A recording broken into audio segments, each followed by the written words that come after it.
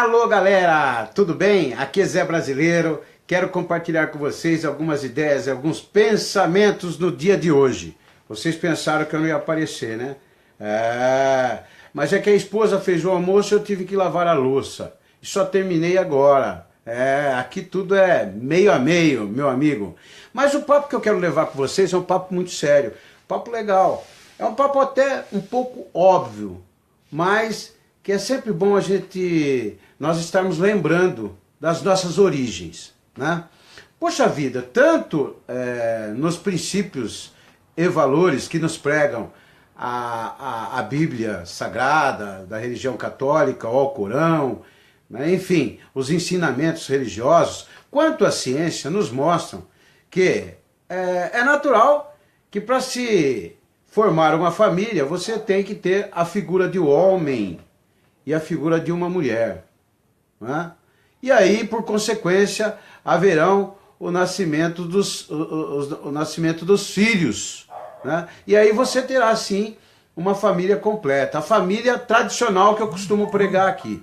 Veja bem, quero deixar claro com vocês que não existe preconceito, discriminação, de maneira alguma. Você pode compor uma família de uma forma diferente, só que eu sou a favor da família tradicional, o homem, a mulher e seus filhos, né? Até porque de outra forma você não poderá dar à luz a um filho.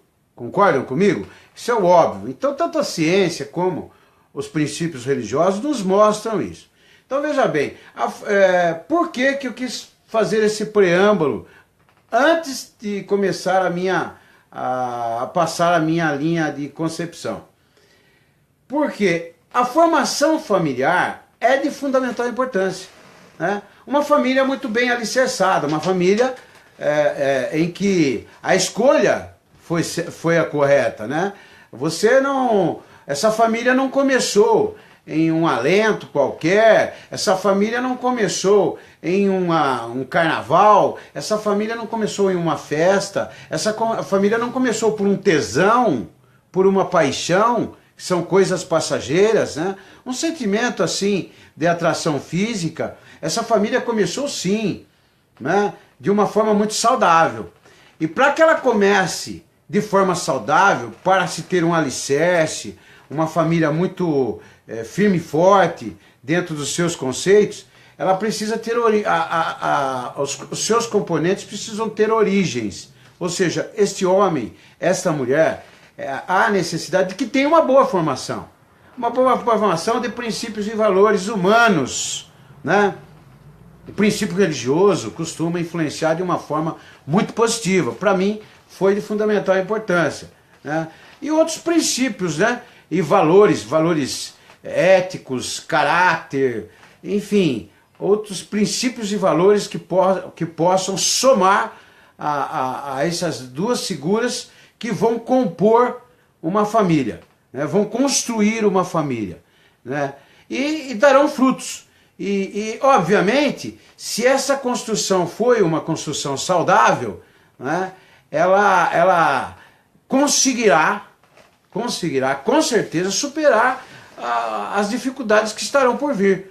Todo casal tem o seu momento de crise, todo casal tem o seu momento de dificuldade, né? Os seus conflitos. Só que esses conceitos, esses valores, esses princípios ajudarão com certeza a superar com uma certa tranquilidade e não influenciar no resto da família, ou seja, nos filhos, né? Então uma boa composição familiar é de fundamental importância. Então às vezes o que a gente vê por aí simplesmente são famílias que começam do qualquer coisa, né? Que começam em uma festa, um carnaval, de qualquer jeito. E não é assim que se começa uma família, né? Por uma atração física, simplesmente. Então, isso tudo acaba por refletir nos filhos, nos frutos, né? Então, às vezes, esse casamento nem começa, esse casal nem começa. Eles simplesmente geram uma criança, né? Essa moça dá à luz, essa mãe dá à luz a esta criança e ele não tem a figura do pai ao lado dele, para poder sanar dúvidas, orientá-lo, para poder estar sendo seu companheiro, seu amigo nos momentos mais difíceis, né? Que ele vai ter que na sua formação superar. Então ele não vai ter esse apoio, né? Uma outra figura qualquer, pode ser o avô, um tio, de repente, ele pode tentar suprir essa falta, né? Mas não será a mesma coisa. Então vejam bem, às vezes a família nem começa. E quando começa, ela dura pouco tempo, às vezes por falta desses princípios e valores, né? Ela dura 1 ano, 2 anos, e de repente acabam se separando, cada um segue um novo rumo, né? Aquela senhora arruma um outro esposo, aquele homem arruma uma outra esposa e constituem novas famílias, né? E tomara que acertem na segunda vez, na segunda escolha, né? Para que não hajam os problemas que ocorreram no passado. Então, é de fundamental importância. Então, a mensagem que eu quero passar hoje é sobre família, sobre o fortalecimento da família. A família é uma célula imprescindível para uma boa formação social, né? E o Brasil hoje é muito carente disso.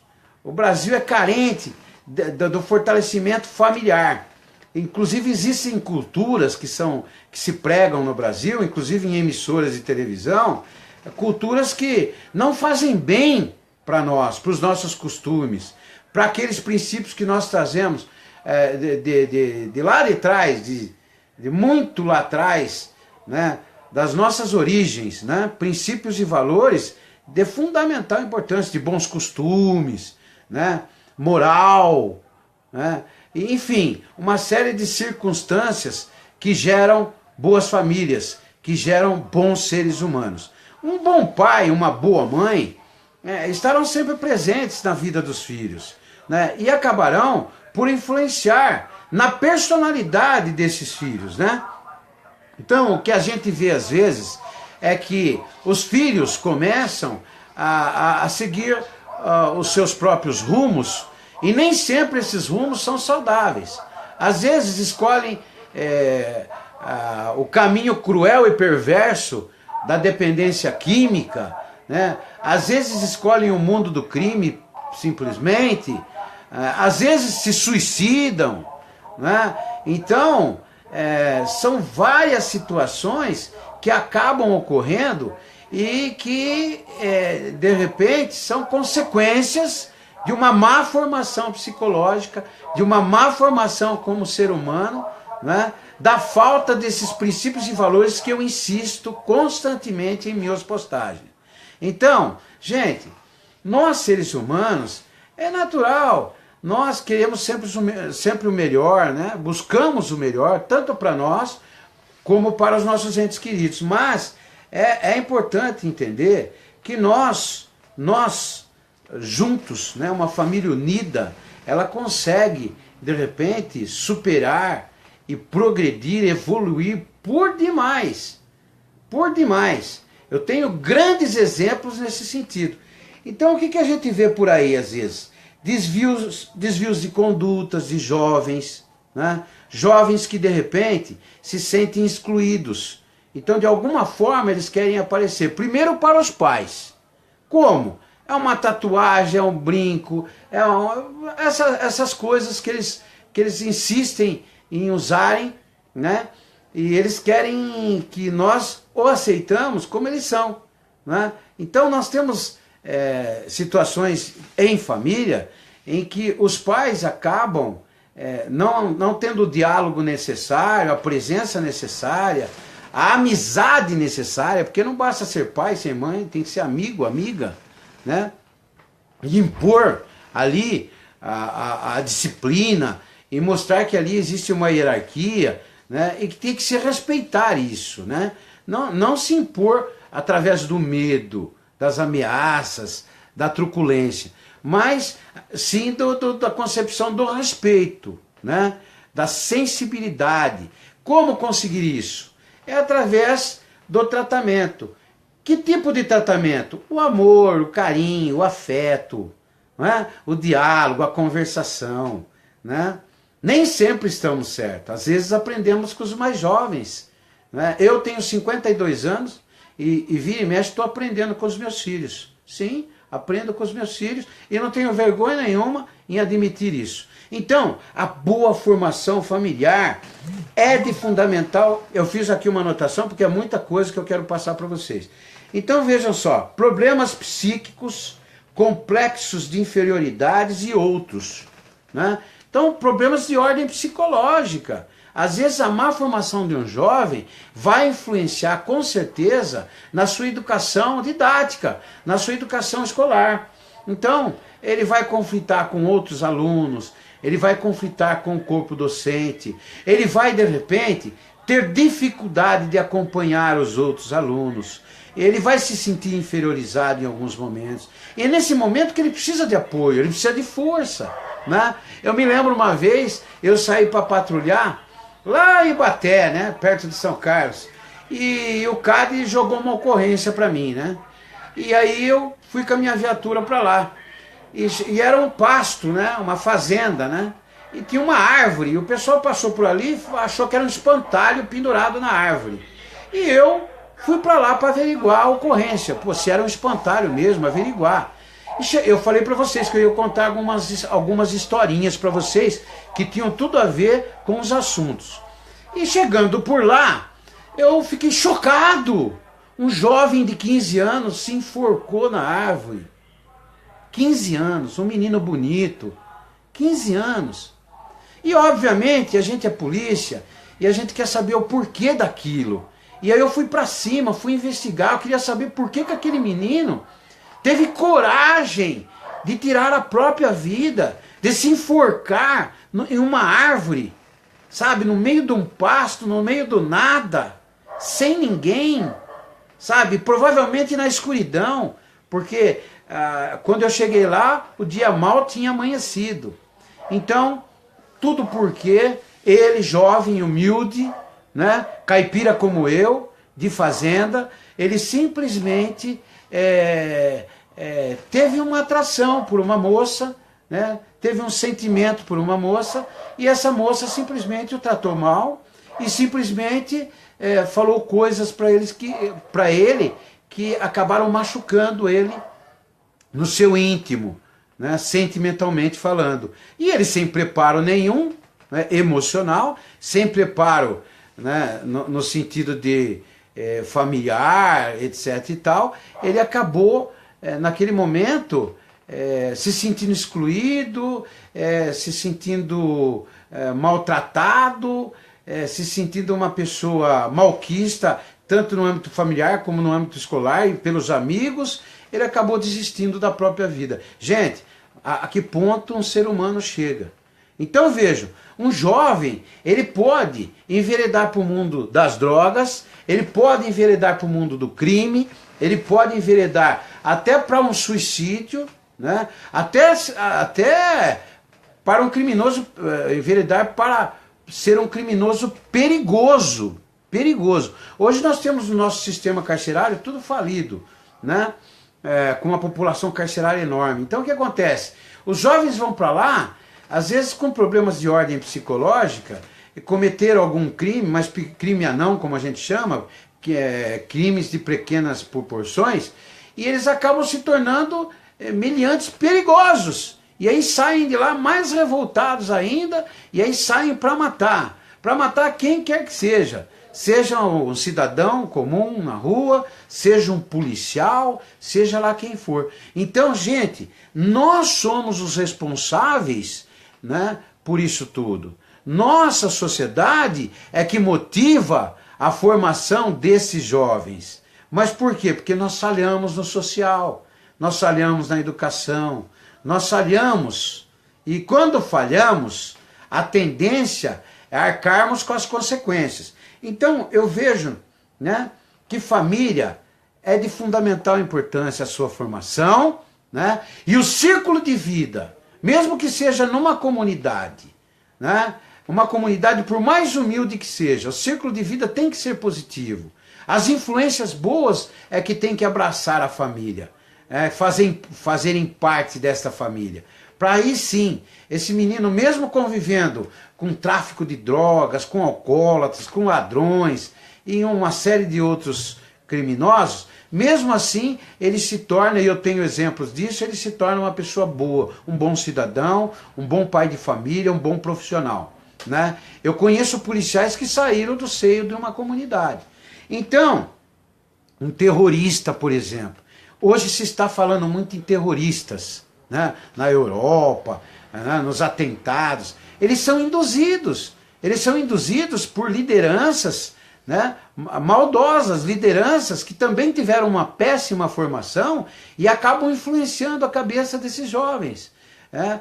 Os fazendo pensar que eles serão úteis, né? Inclusive no sentido religioso, matando pessoas, praticando atrocidades. E quem são os culpados?